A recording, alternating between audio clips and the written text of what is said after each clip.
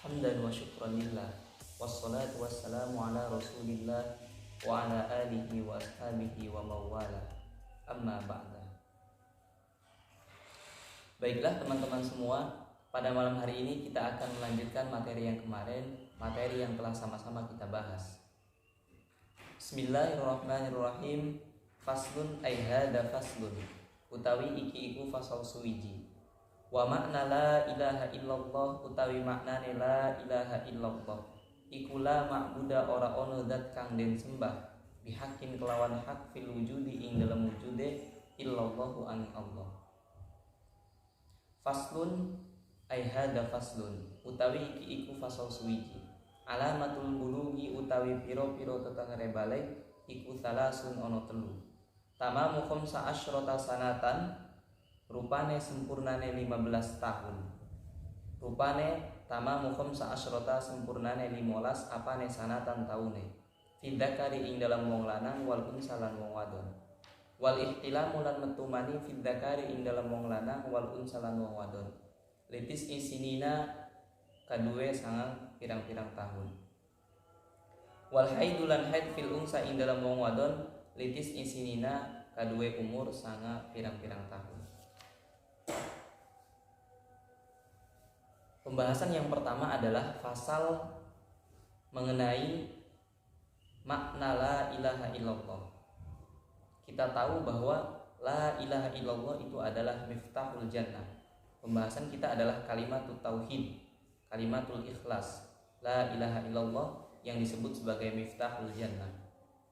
Kita tahu bahwa fadilah daripada la ilaha illallah, keutamaan daripada kalimat la ilaha illallah itu sangatlah banyak. Bahkan dikatakan oleh para ulama, wa fadailuha la tuhsa. Keutamaannya sangat banyak sekali dan tidak bisa dihitung. Rasulullah SAW pernah bersabda, man qala la ilaha illallah thalatha marrat fi yaumihi kanat lahu kafaratan likulli dambin asabahu fi dzalikal yaum. Siapa saja yang mengucapkan kalimat la ilaha illallah sebanyak 3 kali dalam satu hari, maka niscaya kalimat tersebut akan menjadi penghapus dosa, akan menghapus dosa-dosa yang ia lakukan pada hari itu, ataupun keutamaan-keutamaan yang lainnya. Kemudian untuk terkait makna la ilaha illallah, apa arti dari la ilaha illallah? Apa maknanya? Maknanya adalah la ma'buda bihaqqin fil wujudi illallah. Tidak ada Tuhan yang harus disembah, tidak ada Tuhan yang wajib untuk disembah, tidak ada Tuhan yang hak untuk disembah melainkan Allah Subhanahu wa taala, kecuali Allah Subhanahu wa taala. Meskipun di luar sana banyak tuhan-tuhan yang disembah oleh mereka, seperti Tuhan Yesus Kristus yang disembah oleh kaum Kristiani, tapi Tuhan-Tuhan yang mereka sembah, Tuhan-Tuhan yang mereka percayai bukanlah Tuhan yang disembah bihaqqin, melainkan Tuhan yang disembah bil batil. Karena tidak ada Tuhan yang hak untuk disembah kecuali Allah Subhanahu wa ta'ala. Fasal yang selanjutnya menjelaskan tentang alamatul bulugh, tanda-tanda orang itu dikatakan sudah balik. Sebelum kita membahas ini, kita membahas terkait alamat. Dalam kitab Safinatun Najat dibahasakan dengan alamat. Kalau dalam gramatika Arab, alamat itu adalah bentuk jama yang mufradnya alamat. Apa artinya? Apa arti alamat? Alamat itu dikatakan ma yalzamu min wujudihi al-wujud wa la yalzamu min adamihi al-adam. Alamat itu atau tanda itu adalah sesuatu yang wujudnya itu akan mewujudkan perkara lain, tapi ketiadaannya tidak akan menetapkan ketiadaan perkara lain. Kita contohkan. Alamat balik, tanda-tanda orang itu dikatakan balik ada 3. Yang pertama adalah tamamu khamsa asyrata sanatan fil dzakari wal unsa. Telah mencapai 15 tahun secara sempurna, atau mencapainya seseorang umur 15 tahun, baik laki-laki atau perempuan. Ini salah satu menjadi tanda orang itu dikatakan balik. Berarti ketika orang sudah mencapai umur 15 tahun, otomatis ia akan dikatakan balik. Wujudnya umur 15 tahun itu akan mewujudkan sifat balik. Tapi ketiadaannya umur 15 tahun, belum mencapainya umur 15 tahun, bukan berarti menetapkan orang itu tidak balik. Karena apa? Karena mungkin ia baliknya dengan tanda-tanda yang lain. Seperti ia sudah mengeluarkan mani ketika sudah mencapai umur 9 tahun. Maka dikatakan di awal, alamat itu apa? Alamat itu adalah sesuatu yang wujudnya akan mewujudkan perkara lain, dan ketiadaannya tidak akan menetapkan, tidak mesti akan menetapkan ketiadaan perkara yang lain. Oke, baik, kita fokus ke pembahasan yang pertama. Telah mencapai 15 tahun atau umur 15 tahun bagi laki-laki atau perempuan itu menjadi tanda-tanda orang itu dikatakan balik. Tahun yang dijadikan sebagai pijakan adalah sanatan qomariyatan tahdidiyatan, tahun hijriyah yang bersifat tahdid. Apa itu tahdid?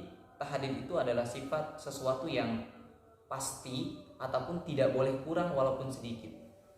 Jadi untuk dikatakan orang itu balik ketika ia sudah mencapai sempurna 15 tahun dan tidak boleh kurang sedikit pun. Karena dibahasakan dengan sanatan qomariyatan tahdidiyatan. Dan untuk balik, kalau kita bertanya, balik itu apa sih? Balik itu disampaikan oleh para ulama, wal bulughu huwa al-wusul ila haddit taklif. Yang namanya balik itu adalah mencapainya seseorang terhadap batasan taklif. Artinya, ketika orang itu sudah divonis, diklaim sebagai orang yang balik, maka ia sudah terkena tuntutan untuk melakukan kewajiban dan menjauhi larangan-larangan. Bisyartil akli. Orang itu sudah mencapai 15 tahun, bisa dikatakan balik ketika ia memiliki akal. Ini adalah syarat yang harus terpenuhi untuk menstatuskan orang itu balik atau tidak, yaitu adalah berakal. Tanda yang kedua, wal ihtilamu fi dzakari wal unsa li tis'i sinina. Tanda yang kedua, tanda-tanda balik yang kedua adalah ihtilam, mengeluarkan mani bagi laki-laki dan perempuan ketika sudah mencapai umur 9 tahun. Dapat diambil kesimpulan, ketika orang itu mengeluarkan mani tapi di bawah umur 9 tahun, andai kata terjadi, maka mani yang keluar pada umur tersebut, umur di bawah 9 tahun, itu belum bisa menjadi patokan orang itu dikatakan sebagai balik. Sedikit membahas terkait lafaz ihtilam. Secara bahasa, ihtilam itu diambil daripada lafaz hulmun, ma'khudun minal hulmi, yang artinya adalah ma yarahu an-naim fi naumihi. Biasanya kalau kita maknani, ihtilam itu adalah mimpi metu mani. Karena memang secara bahasa, ihtilam itu diambil dari hulmun, artinya ma yarahu an-naim fi naumihi, sesuatu yang dilihat olehnya ketika tidur, dalam kutip bermimpi. Cuman wal muradu huna amrun khosun wa huwa al-imna. Yang dimaksud, yang dikehendaki oleh musannif lafaz ihtilam dalam redaksi ini adalah al-imna, yakni seseorang itu mengeluarkan mani. Ketika orang sudah mengeluarkan mani, sudah mengeluarkan sperma, maka dia diklaim sebagai orang yang balik, baik disengaja ataupun tidak, baik dalam keadaan bermimpi ataupun tidak. Kemudian untuk tanda yang terakhir, untuk tanda-tanda balik yang terakhir adalah al-haid. Haid bagi perempuan ketika sudah mencapai umur 9 tahun. Namun pembahasan ini dengan pembahasan yang di atas, ini terjadi dua konsep yang berbeda. Kalau pembahasan yang di atas, 9 tahun itu sifatnya tahdidiyatan. 9 tahun itu sifatnya pasti, tidak boleh kurang sedikit pun. Cuman kalau dalam pembahasan haid, wanita ini sudah dikatakan balik ketika mengeluarkan darah haid dalam usia 9 tahun takribiyatan, kurang lebih 9 tahun. Sehingga dapat diambil kesimpulan ketika wanita mengeluarkan darah haid dan usianya sudah mencapai 9 tahun atau kurang sedikit, itu dikatakan balik. Sedikit itu berapa? Tolak ukur sedikit atau patokan sedikit yang menjadi atau sedikit yang menjadi patokan wanita itu bisa dikatakan balik ketika mengeluarkan darah haid. Fala yadurru nuqsanu ma la yasa'u haidun wa tukron wa huwa ma duna sittata asyara yauman.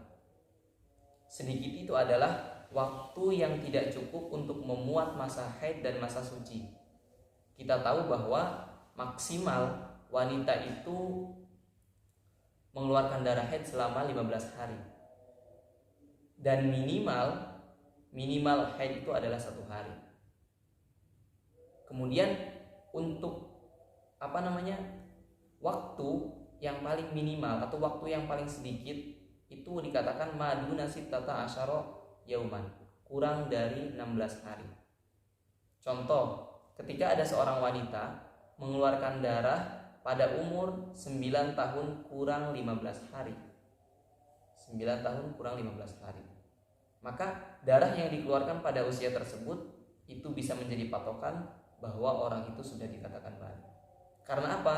Karena 15 hari itu adalah waktu yang tidak cukup untuk memuat masa haid dan masa suci. Lantas kenapa? Karena minimal haid itu adalah 1 hari 1 malam dan minimal suci itu adalah 15 hari. Sehingga ketika ia mengeluarkan darah pada usia tersebut layak dikatakan sebagai wanita yang sudah balik. Dan yang harus kita ketahui dalam konsep ini adalah haid itu diklasifikasi menjadi 3, aqall, aghlab atau ghalib dan juga aksar. Minimal masa haid adalah 1 hari 1 malam. Keumuman masa haid adalah 6 atau 7 hari dan maksimal masa haid adalah 15 hari. Yang harus diketahui adalah ini adalah konsep dasar. Ini adalah konsep dasar. Jadi bukan berarti ketika orang itu mengeluarkan darah lebih dari 15 hari. Contoh, ada wanita mengeluarkan darah sebanyak 17 hari atau selama 17 hari. Ini kita tidak bisa langsung mengklaim 2 hari istihadah dan 15 hari haid. Karena berpatokan konsep dasar. 15 hari adalah maksimal masa haid dan 2 hari adalah istihadah. Tapi ternyata tidak seperti itu. Kita contohkan sedikit. Ketika wanita ini mengeluarkan darah selama 17 hari dan ia statusnya adalah mu'tadah, orang yang bukan pertama kali haid, orang yang sudah biasa haid, dan ghairu mumayyizah, dia tidak bisa membedakan mana darah kuat dan mana darah lemah. Ketika wanita muqtadah ghairu mumayyizah mengeluarkan darah sebanyak atau selama 17 hari, maka bagaimana cara mengetahui mana istihadah, mana haid? Kalau wanita yang seperti ini berarti dikembalikan kepada kebiasaannya. Ketika ia biasanya mengeluarkan darah haid selama 1 minggu, selama 7 hari, maka dalam permasalahan ini selama 17 hari, yang 7 hari itu dikatakan darah haid, yang 10 hari itu dikatakan darah istihadah. Ketika memang ia kebiasaannya tidak berubah-ubah, selalu 7 hari ketika ia mengeluarkan darah haid. Tapi ketika kebiasaannya itu berubah-ubah, kadang 7 hari, kadang 6 hari, kadang 8 hari, maka yang menjadi patokan adalah kebiasaan atau bulan sebelumnya pas. Ketika bulan sebelumnya ia mengeluarkan darah haid selama 7 hari, maka pada bulan ini, pada permasalahan ini, di mana ia mengeluarkan darah selama 17 hari, yang 7 itu adalah darah haid, yang selebihnya adalah darah istihadah. Jadi kesimpulannya, kita tidak bisa langsung semerta-merta menggunakan konsep dasar yang tadi. Ketika ada wanita mengeluarkan darah selama 18 hari, berarti langsung kita vonis yang 15 hari itu darah haid, yang 3 hari istihadah. Tidak seperti itu. Itu hanya konsep dasar. Untuk mengenai istihadah ada pembahasannya tersendiri.